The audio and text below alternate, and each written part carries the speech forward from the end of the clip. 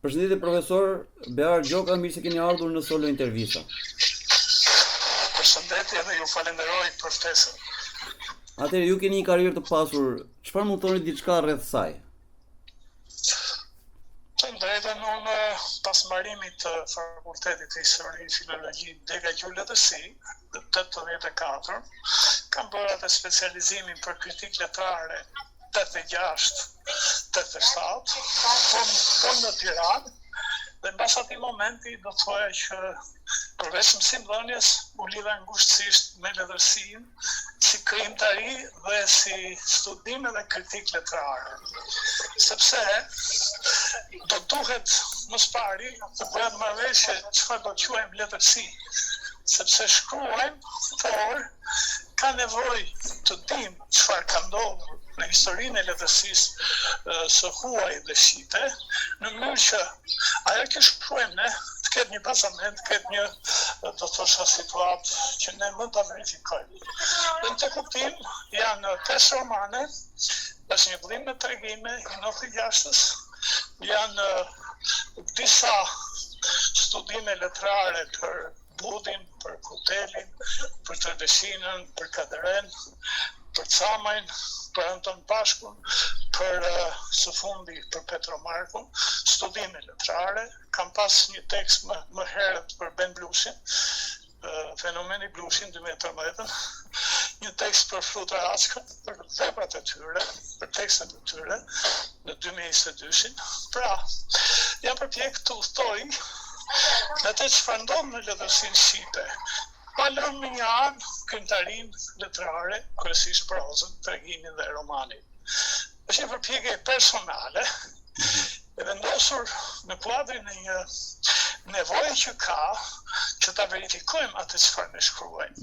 Ta masim me teorinë letrare, jo me dëshirat e kështu me radhë. Pak a shumë përveç mësimdhënies, kjo është ajo që unë jam rrek të bëj në këto vite.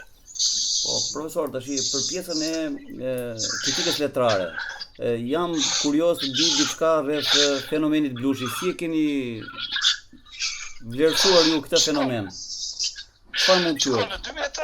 Në 2013 unë kam botuar këtë tekst, se kam qyt ese, e kam qyt si një përpjekje për të parë çfarë ndodh me letërsinë në atë kohë, dhe ai kishte një situatë që në 5 vjet kishte shkruar 3 romane. 3 romane bërë natyrës vet.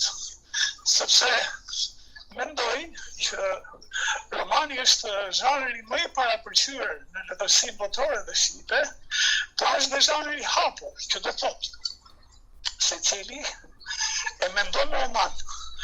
Por në pyetjen teorike për masat e romanit është diçka tjetër. Dhe këtu jemi në një situatë që Blushi sapo kishte hyrë me të jetosh në ishull, në skenën letrare, dhe kishte një pritshmëri të habitshme, ku kujtoj, ka shkruajt Kristofashi atëherë, ka shkruajt Resha Dado, ka shkruajt Ertan Fuga e të tjerë, sepse ai kishte një emër në kuptimin e publicistit të politikanit dhe njëkohësisht ishte pasues i Shuteriqit, se kishte gjysh, dhe pasues i Kiço Blushit, se ishte jati. Dhe të them drejtën, në 5 vjet, 3 romane për mua ishte rast që kërkonte një vëmendje shëtimi. Profesor, atëherë juve keni jetuar disa kohë në Burrel, po themi, në Mat. Si e shikoni juve veten tuaj, Mati dhe gjithë Shqipëria? Shiko, Mat kam jetuar pjesën më të bukur të jetës time, si nxënës, si mësues dhe për disa kohë si drejtor e gjimnazit. Sot Pjetër Budi, dikur Haki Fejzo. Natyrisht, të drejtën, unë nuk jam atë filozofinë që lumi matë është lumi më i madh, po është lumi më i bukur për mua. As në atë filozofinë që me matin fillon historia e tjetër. Jo, mati është vendimja ime, përpjek që pavarësisht se tashmë shumicën e viteve të jetës i kam në Tiranë, ta kem në kujtes, ta kem në mendje dhe po them kaq, në 2006 me një grup shokësh kemi miq profesionisësh diku te rënoret e kishës së Shëntrinis është vënë një shenjë që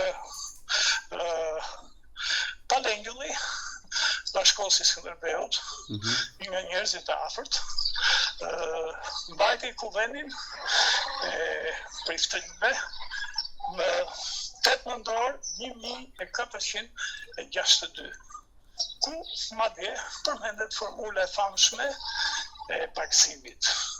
Në 2016 është bërë një përpjekje për të kujtuar Pjetër Bullin në 450 vjetorin e lindjes, dhe është marrë një konferencë në Klos, një takim poetik në Burrel, madje Muza Ludiane, unë e kam filluar si pari dhe pastaj e kam lënë që ata që merren me poezinë të merren gjërësisht.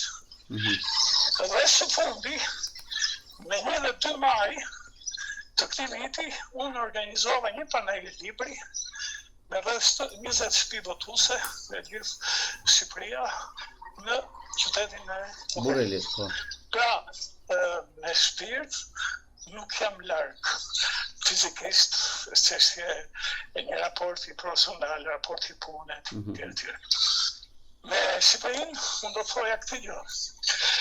Për më ka autor të gjuhës shqipe dhe do të largohemi nga ajo ndarja veri-jug, nga ndarja katolik-musliman, nga ndarja i ndaluar, i censuruar, i përparuar e tjerë. Mjafton të them këtë fakt që kam libër për Pjetër Bullin, kam 2 libra për hotelin, studimor, kam libër për Kasem Trebesinën, për Kadaren, për Anton Prashkun, për Martin Salmajn, për Petro Markon, dhe një libër që për mua është fundamental, një libër teorik letrar, i botuar në Prishtinë, sistemi letrar piramidal, i botuar në 2007. Pra, shtektoj në gjuhë, shtektoj në hapësirën ku flitet gjuha shqipe, pa futur në mes more pengime të cilat nuk e vlen as t'i përmendim jo t'i marrim në konsideratë. Profesor, si mendoni për monumentet e kulturës sot, se diçka keni punuar dhe me këto monumentet? Në çfarë gjendje janë ato? Deri në 2016 kam qenë në Institut Monumenteve të Kulturës dhe mbuloja si redaktor dhe sekretar kolegjiumi i revistën Monumentet dhe ndjeja se si deri në 2010 kam qenë aty, kishte rënë kujdesi. Kishte rënë kujdesi dhe projektet ishin për të marrë para dhe jo projekte për të mbajtur monumentet. Ndërsa tani konstatoj që monumentet janë objekt ose për t'i heqë nga lista, ose për t'i shkruar në zu. Mjafton të kujtoj një fakt. Teatri Kombëtar ka qenë monument i klasit të dytë. Dhe u është nga mbrojtja nga Mirela Kombaro.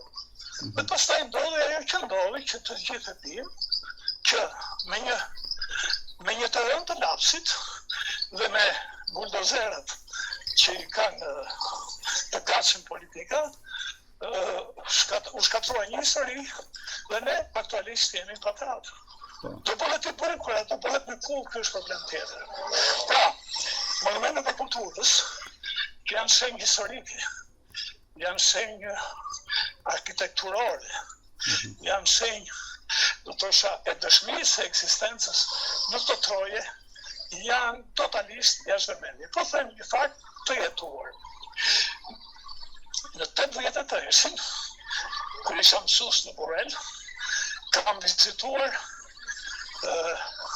kështjellën e Stelushit, në maj fare, kishte një mur me rreth 40 cm.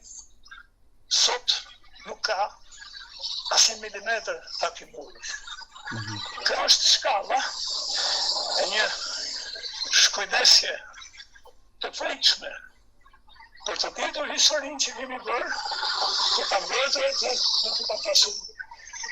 Nuk në thëmë, është temë që mund të thash shumë çka. Megjithatë ajo që nuk është marrë në analizë është shumë e madhe. Është një plak që rëmkon. Ne po punnohet që të mbedhemi pa histori, të mbedhemi pa monumente kulture, pa kujtesë. Profesor, realiteti shoqëror sot, si e shikoni ju? Më fal? Realiteti shoqëror sot, çfarë po ndodh në Shqipëri? Në këto momente që flasim, të them të drejtën, unë pjesën zyrtare të politikës, e cila prej shumë vitesh është në gajrën kush merr pushtetin, jo kush merr përgjegjësinë për të drejtuar vendin. Në shesh, kemi një protest që i ka të gjitha ngjyrat, por për mua ka një kaos. Ka një kaos që e shton hapur, pavarësisht formës, mënyrës se si e thot. Kë politik, dhe sidomos, kë pushtet, nuk përfaqëson në qytetarin. Dhe kjo është, nuk është akuzë, është qëndrim, është, do të thosha, tentativë për të dalë nga ëndra mashtruese në të cilën ne futet me mobilisë. Atëre, diçka për shqiptarët dhe librin. Si e kanë lidhjen këta? Më fal, dhe një. Po. Shqiptarët dhe libri. Çfarë marrëdhënie kanë? Kush dhe një? Shqiptarët dhe libri. Si e kanë marrëdhënien, si pas mendimit tuaj?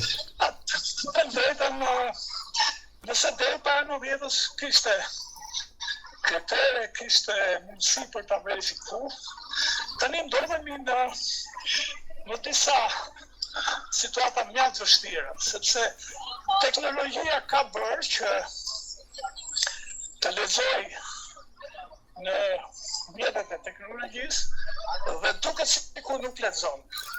Në fakt, libri mund të lexohet aty dhe nga një anë përtitet të nxisim kulturën e leximit, nga ana tjetër nuk ka një maps real çfarë ka ndodhur me leximin, në kuptimin e intervistave, kuptimin e komunikimeve, cila është treguesi. A lexohet sot? Po. Lexohet. A lexohet si dikur? Jo. Më pak. Por ka edhe një problem. Leximi nuk është proces udhëheqje. Leximi është edhe proces, do të thoshë, ku individi shkon të interesi i caktuar, të interesi profesional, të interesi për libra historik, të interesi për libra letrar, sepse ma do mendja që ka një keq kuptim. Mendohet se lexuesi është vetëm ai që lexon vlerësi artistike. Jo. Lexuesi është një kuptim shumë i gjerë. Dhe leximi është një proces ku kënaqësia dhe përsosja profesionale janë të bashkëlidhura. Pra, nuk ka repetitor që ta masi se si është niveli. A lexohet? Po. Si lexohet? Kjo është pjesë këtë e diskutueshme. Profesor, jemi në fund të bisedës. Çfarë mesazhi keni ju për publikun? Edhe një herë fal. Jemi në fund të bisedës. Keni një mesazh për publikun? Patjetër. Unë mendoj që nëse ne do mendojmë si qytetar, do ta duam më shumë atë veu. Nëse ne mendojmë si qytetar, do duam më shumë fëmijët tanë. Nëse ne mendojmë dhe veprojmë si qytetar, ka shanse që të nesërmen të kemi në dorë dhe jo horrat e politikës. Po, profesor, ju falenderoj shumë për bisedën, ju uroj suksese në punën tuaj. Faleminderit. Faleminderit shumë dhe ditë të mbarë. Faleminderit.